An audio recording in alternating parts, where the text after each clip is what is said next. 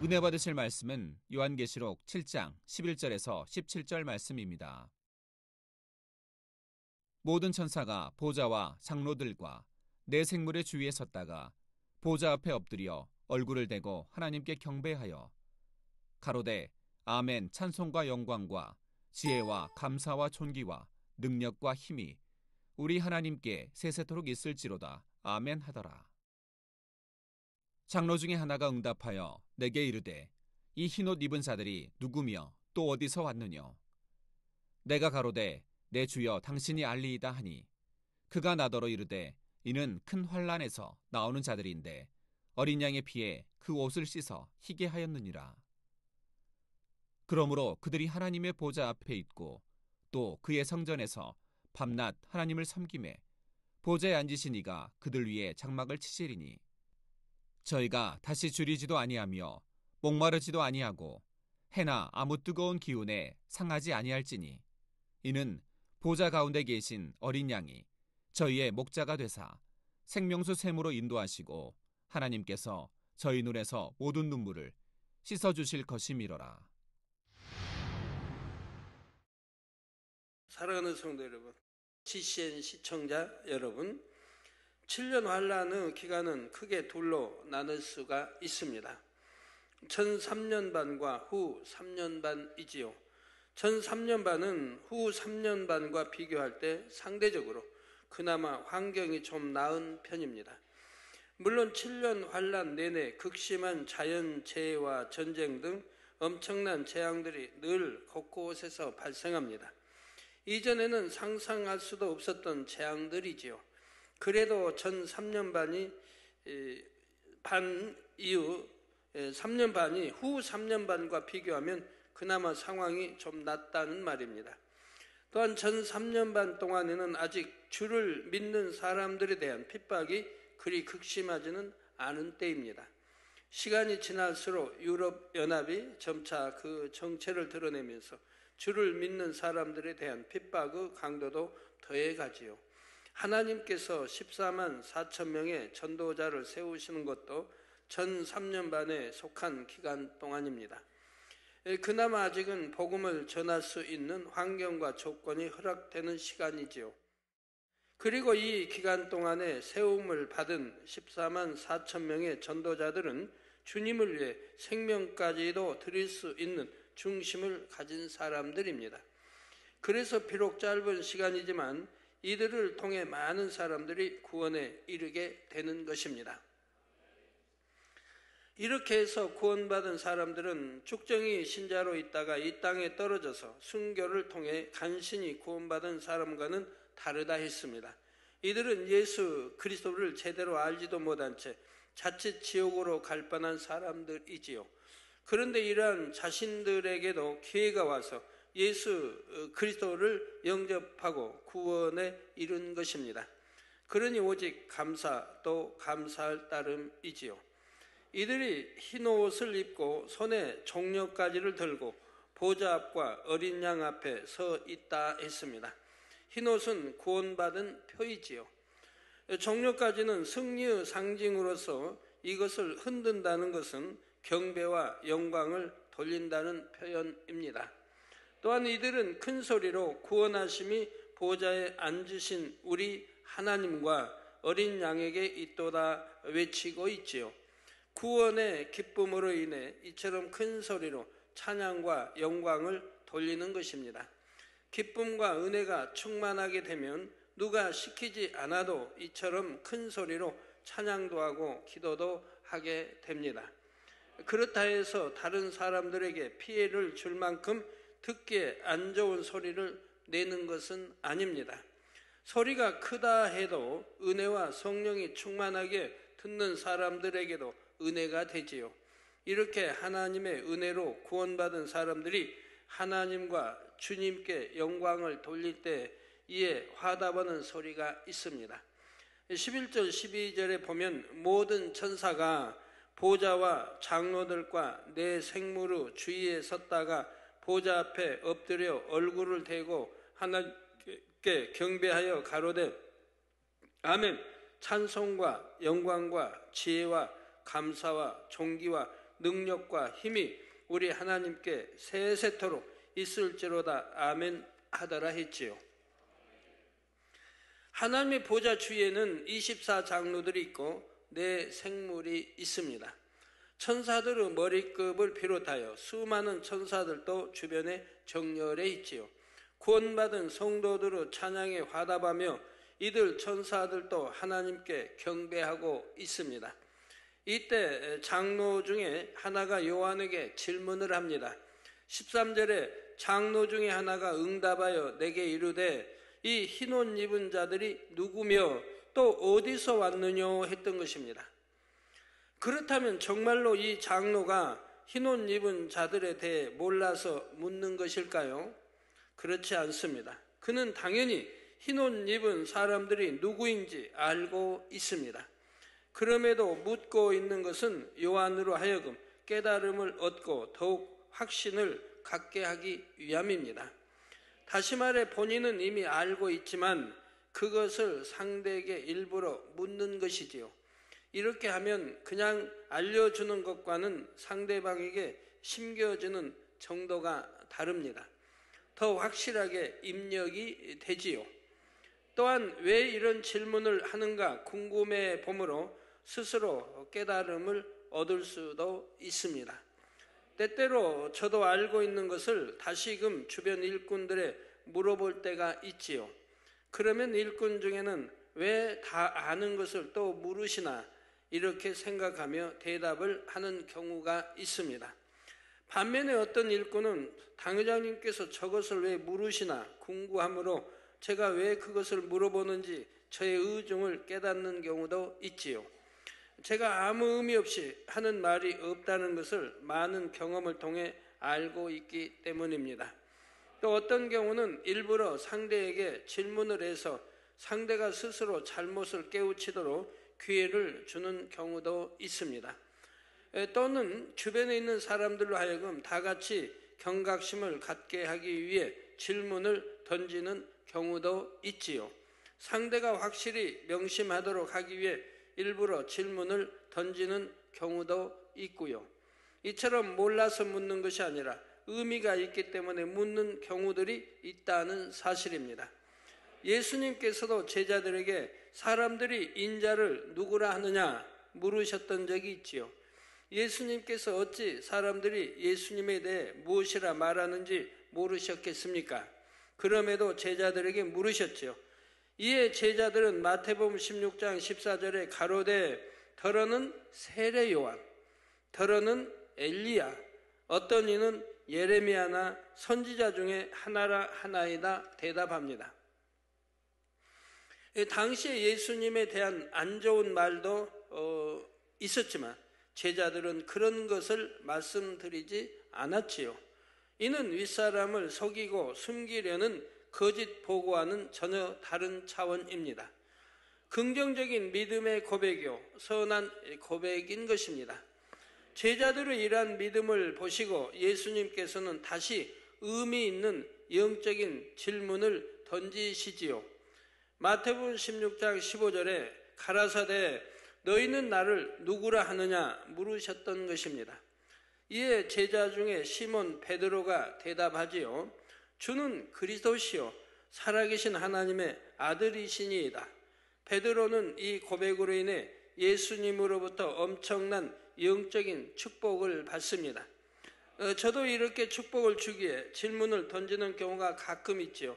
제 질문을 영으로 받아서 대답한다면 본인에게는 영육간의 큰 축복이 될 것입니다. 마태복음 20장 33절에 보면 예수님께서 소경된 두 사람에게 질문을 하십니다. 너희에게 무엇을 하여 주기를 원하느냐 하셨지요. 이에 소경 둘은 대답하기를 주여 우리 눈 뜨기를 원하나이다 했습니다. 그 결과 두 소경은 눈을 뜨게 되지요. 그런데 이때 만약 두 소경이 육신의 생각을 동원하였다면 어떻게 되었을까요? 지금 소경된 우리를 보시면서도 우리에게 무엇하여 주기를 원하느냐 물으시다니 예수님께서 농담을 하시나? 예수님께서 어찌 우리가 무엇을 원하는지 꼭 물어보셔야 아신다는 말인가? 이런 육신의 생각을 동원했다면 그들은 응답을 받지 못했을 것입니다. 그런데 제가 일꾼이나 성도님들을 보면 이렇게 육신의 생각을 동원하는 경우가 많지요. 그러니 영적인 깨우침도 더딘 것이고 축복도 더딘 경우가 있어 안타까운 것입니다. 제가 왜 그런 질문을 하는지 영적으로 깨우치고 마음에 명심한다면 참 좋을 텐데 말입니다. 자, 그러면 이제 본문에 흰옷을 입은 사람들은 누구이며 또 어디서 온 사람들일까요? 이미 앞에서도 설명드린 대로 이들은 7년 환난 중에 이삭 줍기를 통해 구원에 이른 영혼들입니다. 그런데 이들 중에는 겨우 구원에만 이른 영혼들도 있지만 14만 4천 명의 하나님의 종들도 들어있지요. 이들이 다 같이 흰옷을 입었다 해도 단지 구원에만 이른 영혼들이 입는 흰옷과 14만 4천의 하나님의 종들이 입는 흰옷과는 다릅니다. 비록 7년 환난 중에 이삭 줍기를 통해 구원에 이르렀다 해도 어떤 영혼은 3천층에 어떤 영혼은 낙원 가장자리에 들어가는 것입니다. 사도 요한이 이러한 것들에 대해 아직 자세히 다 아는 것은 아니지요. 그래서 자신에게 질문을 했던 장로에게 다시 내 주여 당신이 알리이다 대답하게 됩니다. 이에 장로가 흰옷 입은 무리에 대해 설명을 해주지요. 14절 후반절에서 17절에 그가 나더러 이르되 이는 큰 환난에서 나오는 자들인데, 즉 큰 환난은 7년 환난을 말하지요. 자들인데 어린 양의 피에 그 옷을 씻어 희게 하였느니라. 어린 양의 피에 그 옷을 씻어 희게 하였느니라. 그러므로 그들이 하나님의 보좌 앞에 있고 또 그의 성전에서 밤낮 하나님을 섬김에 보좌에 앉으신 이가 그들 위에 장막을 치시리니 저희가 다시 줄이지도 아니하며 목마르지도 아니하고 해나 아무 뜨거운 기운에 상하지 아니할지니 이는 보좌 가운데 계신 어린 양이 저희의 목자가 되사 생명수 샘으로 인도하시고 하나님께서 저희 눈에서 모든 눈물을 씻어 주실 것임이러라 말씀합니다. 이처럼 장로는 이미 흰옷 입은 무리에 대해 자세히 알고 있었습니다. 그럼에도 불구하고 사도 요한에게 질문을 했던 것이지요. 이렇게 함으로써 사도 요한으로 하여금 잠시 궁구해 보도록 했던 것입니다. 그래야 이제 장로가 그들에 대해 설명해 줄 때 더 밝히 깨우칠 수가 있고 마음에 더 명심할 수가 있다 했지요. 먼저 장로는 그들이 큰 환난에서 나오는 자들이라 했습니다. 바로 7년 환난 가운데서 믿음을 지키고 구원에 이르렀음을 말하지요. 이것이 결코 쉬운 것은 아닙니다. 그나마 이들은 마음에 선한 양심이 있었기에 7년 환난 중에라도 주님을 영접하고 끝까지 믿음을 지킬 수가 있었던 것이지요. 더욱이 그 중에 14만 4천 명의 하나님의 종들은 특별한 은혜를 입은 자들입니다. 단순한 구원의 차원이 아니라 3천층을 바라볼 수 있는 자격을 얻었지요. 따라서 이런 어린 양의 피에 그 옷을 씻어 희게 하였느니라는 말씀에는 두 가지 의미가 있습니다. 한 가지는 단순히 구원받았다는 의미이고 또 하나는 마음을 깨끗이 씻었다는 의미이지요. 옷은 곧 마음을 의미하는데 이러한 마음을 어린 양의 피로 씻어 희게 하였다는 것은 성결을 의미합니다. 그러므로 본문에 나오는 흰옷 입은 무리들 중에는 단순히 구원에만 이른 영혼들도 있지만 3천층에 가는 영혼도 있는 것입니다. 7년 환난 중에 세상과 타협하지 않고 믿음을 지켜 구원에 이른다는 것도 결코 쉬운 일은 아닙니다. 그런데 그런 가운데서도 어찌하든 악을 버리며 마음의 할례까지 했다는 것은 대단한 것이지요. 성령의 도우심을 받은 것이 아님에도 하나님의 말씀을 듣고 선한 양심 가운데 마음의 할례를 이루었으니 말입니다. 본 재단을 통해 출판되는 많은 책자들이 장차 7년 환란 때 이들에게 큰 도움이 된다는 사실입니다. 책자를 비롯한 각종 말씀 자료들을 접하고 하나님의 뜻인 성결에 대해 깨닫게 되지요. 또한 이 책자들은 7년 환란 때 많은 영혼들을 깨우는 역할을 합니다. 그래서 지금 전 세계 수많은 나라의 전 세계어로 번역되어 지금 나가기 위해서 준비를 열심히 번역국에서 하고 있습니다. 이것이 번역되어서 전 세계어로 번역돼서 전 세계로 이 책이 계속 나가게 됩니다. 자, 이 책자들을 통해 교육받고 무장한 사람들이 다시 나가서 전파하기도 하고요. 그만큼 책자의 역할이 중요하다는 사실입니다. 그러니 되도록이면 더 많은 언어들로 번역하여 전 세계 구석구석까지 전해져야 하는 것입니다. 이렇게 7년 환란 중에 구원받은 영혼들, 그들 중에서도 특히 14만 4천 명의 하나님의 종들이 하나님의 보좌 앞에 있고 또 그의 성전에서 밤낮 하나님을 섬긴다 했습니다. 여러분이 이 말씀을 육으로 오해하면 안 되지요. 장차 천국에 가게 되면 아무나 하나님 보좌 앞에 서는 것이 아닙니다. 더욱이 하나님의 성전에서 밤낮 하나님을 섬긴다는 것은 너무나도 영광스러운 사명이지요. 이러한 사명을 이삭줍기 구원을 통해 얻은 영혼들에게 맡기실 수 있는 것이 아닙니다. 물론 그들 중에는 3천층에 들어갈 자격을 가진 하나님의 종들도 있습니다. 그러나 그들 역시 하나님의 보좌 앞에까지 나갈 수가 있는 것이 아니지요. 그렇다면 본문의 장로는 왜 이렇게 말한 것일까요? 장차 우리가 천국에 가게 되면 하나님께서는 새 예루살렘뿐만이 아니라 천국의 모든 것을 두루 감찰하십니다. 그러니 천국의 어느 처소에 들어갔다 해도 결국은 하나님의 보좌 앞에 있는 것과 같지요. 하나님께서 원하시면 천국 어느 곳에 있는 영혼이든 하나님의 보좌 앞에 선 것과 같이 하나님과 교통할 수도 있습니다. 우리 주님이 십자가 지시고 좌우편 강도 중에 한 강도는 회개하고 주님을 영접하게 되죠. 그럴 때 우리 주님 말씀합니다. 내가 오늘 너와 나 함께 낙원에 있으리라고 말씀하죠. 그러면 주님이 그때 낙원에 가셨습니까? 아니, 음부에 내려가셨지 않습니까? 3일 만에 이제 부활하시게 되고요. 내 말씀은 그렇게 하지 않습니까? 예, 그 강도는 낙원에 갈 강도이기 때문에 낙원에 있든 1천층에 있든 2천층, 3천층, 새 예루살렘에 있든 다 우리 하나님의 영역이고 주님의 영역입니다.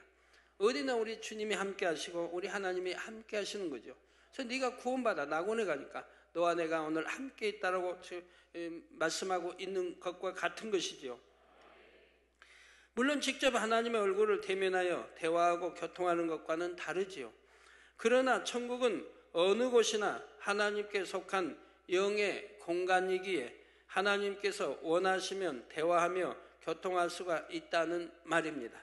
또한 천국은 어느 곳에 있든지 하나님의 보좌 앞에서 진행되는 행사를 실시간으로 볼 수가 있습니다. 이미 천국 설교를 통해 설명드린 대로 하늘에 펼쳐주시는 스크린과 같은 장치를 통해 마치 하나님의 보좌 앞에 있는 듯이 현장의 상황을 볼 수가 있지요. 그런데 비록 이삭줍기 구원을 통해서지만 그래도 3천층에 들어간 영혼들에게는 주님을 뵐 수 있는 자격이 있습니다. 새 예루살렘에 초대받아 삼위일체 하나님 앞에서 펼쳐지는 연회나 행사에 참석할 수도 있지요. 반면에 낙원에 들어간 영혼들은 새 예루살렘에 한번 가보는 것이 사실 영원토록 쉽지 않은 상황입니다. 낙원의 대표자급 되는 영혼들에게 그나마 한 번쯤 기회가 주어질 뿐이지요. 막상 새 예루살렘에 누군가로부터 초대장을 받는다 해도 스스로가 민망하여 새 예루살렘에 갈 수가 없는 것입니다. 여러분들이 가족들이 가정 예배 드린다고 하는 것이 얼마나 귀한 줄 알아야 됩니다. 가정 예배를 통해서 믿음이 하나 되고 다 같이 좋은 천국에 들어갈 수가 있어야 하는데요. 여러분 가족 중에 누구는 예를 들어 자녀 중 누구는 낙원에 가 있고 여러분은 저기 세일삼에 들어갔다고 생각해 보세요. 그러면 여러분 세일삼에 들어간 분들은 이제 그만큼 권세가 있으니까 낙원에 있는 자녀들을 이렇게 초청할 수가 있죠. 근데 그 초청을 받아도 세일삼에 가기가 쉽지 않다 이 말입니다. 왜? 너무 민망하고 너무 부끄러워서 면류관도 없지요. 빛도 어둡지요. 이제 세 사람들아 이런 이제 들어간 빛이 너무 다르지요. 또 옷 입는 모든 것이 다릅니다. 머리카락도 다르지요. 피부색 다르지요. 다 이제 우유색 이런 하얗다해도 또 다르지요. 여러 면에서 너무 또 뭐 상을 받은 게 하나도 없죠. 너무 부끄러워서 갈 수가 없다 이 말입니다. 그러니 뭐 거리가 가까운 것도 아니고, 그니 이 땅에서는 한 집의 가족으로 살았다 해도 천국 가면 그렇게 참 더 낙원에 갔다고 만약 한다면 쉽지 않다 이 말입니다. 그럼 부모가 이제 낙원에를 가야 만날 텐데 그것도 또 쉬운 것은 아니지 않습니까? 하물며 낙원 가장자리에 들어가는 영혼은 어떻겠습니까? 또 그의 성전에서 밤낮 하나님을 섬긴다 했는데 이 역시 진짜로 하나님의 성전에서 밤낮 하나님을 섬긴다는 뜻이 아닙니다. 여기서 말씀하는 하나님의 성전이란 넓은 의미로 천국 전체를 의미하지요. 그러므로 성전에서 하나님을 섬긴다는 것은 천국에서 하나님을 섬기며 산다는 의미입니다. 천국이 밤이 있고 낮이 있는 것도 아닌 것이고요. 우리가 이해할 수 있도록 성경은 기록해 놓은 것이지요. 섬긴다는 의미도 봉사하고 심부름한다는 뜻이 아니라 하나님을 찬양하고 경배하는 것을 뜻합니다. 그런데 장차 천국에 가서 실제로 하나님의 성전에서 밤낮 삼위일체 하나님을 섬기는 분들도 있지요.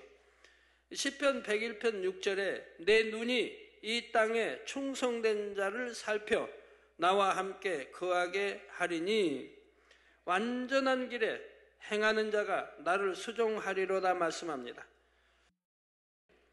이런 말씀에 합당한 자격을 갖추게 되면 그런 영혼에게는 영광스러운 자리가 허락되지요.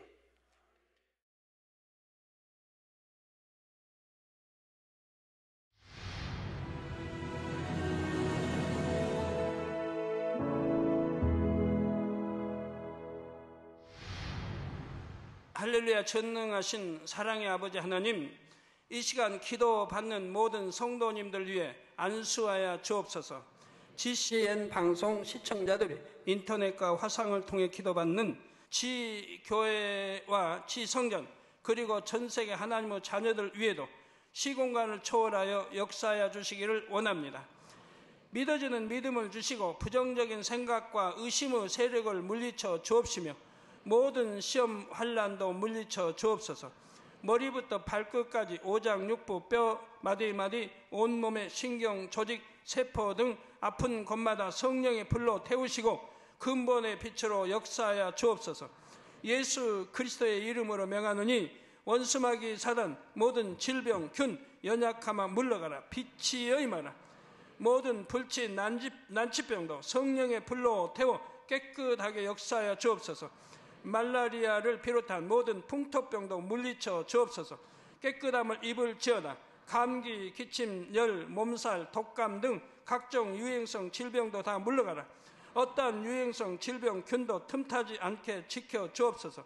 위암, 폐암, 간암, 유방암, 자궁암, 대장암, 피부암 등 각종 암과 에이즈, 백혈병, 뇌졸중, 고혈압, 저혈압, 심장병, 폐병, 위장병, 당뇨, 부인병, 피부병, 갑상선, 질환과 모든 염증도 깨끗게 하여 주옵소서. 소아마비, 중풍, 관절염, 디스크도 온전케 하여 주옵소서. 요통, 두통, 신경통을 비롯한 모든 통증은 사라질지어다. 간질, 자폐증, 우울증, 조울증, 노이로제 등 모든 정신질환도 물러가라. 모든 마비된 것도 풀어지고 일어나 걷고 뛸지어다. 눈도 잘 보이게 하옵시고 귀도 잘 들리게 하여 주옵소서. 소경은 눈을 뜨고 기머거리는 들으며 벙어리는 말할지어다. 각종 사고 후유증도 깨끗게 하시고 부러진 뼈도 붙여 주옵소서. 화상 입은 것도 온전케 하옵소서. 화기야 물러가라. 열도 물러가라. 아버지 흉터도 나지 않게 역사해 주시기를 원합니다. 마약을 비롯하여 각종 약물과 독극물 중독도 깨끗함을 입을지어다. 죽은 신경과 세포가 살아나며 죽은 자도 살아나게 하여 주옵소서. 잉태의 축복도 주시기를 원합니다. 잉태 축복을 받으라. 예수 그리스도의 이름으로 명하노니 원수마귀 사단아, 하늘 공중 곳에 잡은 악의 영들아 물러가라. 그의 사자들도 물러갈지니라.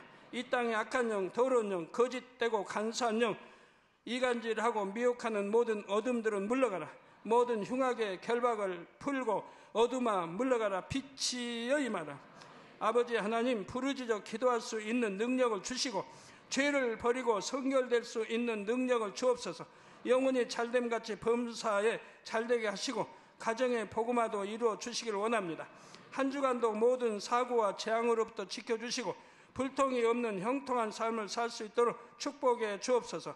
성령의 불담으로 천군 천사와 주님의 불꽃 같은 눈동자로 모든 하나님의 자녀들과 가정, 일터, 사업터를 지켜주시기를 원합니다. 학생들에게 지와 명철을 더하시고 공부도 할 수 있는 뜨거운 마음과 열정도 더하여 주옵소서. 마음과 생각을 세상에 빼앗기지 않도록 지키시고 하나님을 뜨겁게 사랑하는 학생들로 축복하여 주옵소서. 하나님의 자녀들이 먹으나 마시나 입으나 무엇을 하든지 하나님 앞에 영광 돌리는 삶이 되게 축복하여 주시기를 원합니다. 나는 하나님을 만났노라, 체험했노라, 응답 받았노라, 축복 받았노라, 간증하는 입술이 되게 역사하여 주옵소서. 아버지 하나님 감사합니다. 홀로 영광 받으옵소서. 우리 주 예수 그리스도의 이름으로 기도하옵나이다.